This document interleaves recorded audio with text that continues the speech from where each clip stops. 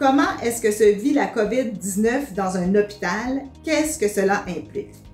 En fait, ça se vit très difficilement dans tous les milieux de travail, eh bien, et ça modifie à cause de toutes les mesures. Donc, ça devient plus difficile, évidemment, d'être en contact avec nos patients de façon individuelle.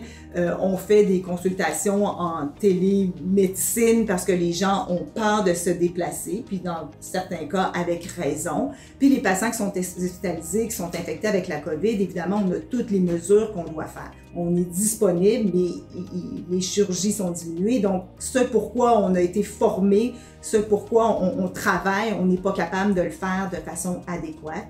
Et même pour nous, comme microbiologistes au laboratoire, on a dû délester certaines analyses au profit des analyses de la COVID parce qu'on n'a pas assez de monde ou il y a trop d'ouvrages pour la COVID-19 pour faire les tests de dépistage. Puis on doit laisser faire certaines analyses, ce qui est assez angoissant et qui ne va pas avec le sens de notre travail qui est d'offrir toujours à 100% le meilleur de nous-mêmes. De voir jour après jour le même pattern un peu si on veut de patients hospitalisés, malades, où on a quand même des traitements maintenant mais qu'on avait peu à offrir au départ, beaucoup de décès, discuter avec les familles, voir des médecins qui sont découragés de voir justement la limite de ce qu'on est capable de faire. Donc c'est très difficile.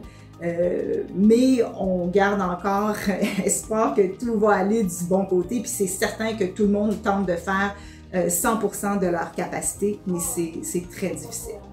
Alors moi, je suis Dr Bestman, je suis microbiologiste infectiologue à l'hôpital de l'Enfant Jésus dans le CHU de Québec. Je vois des patients, mais également je supervise les laboratoires, spécifiquement le laboratoire de biologie moléculaire là, qui est responsable de faire là, les analyses, là, par exemple, pour la COVID-19.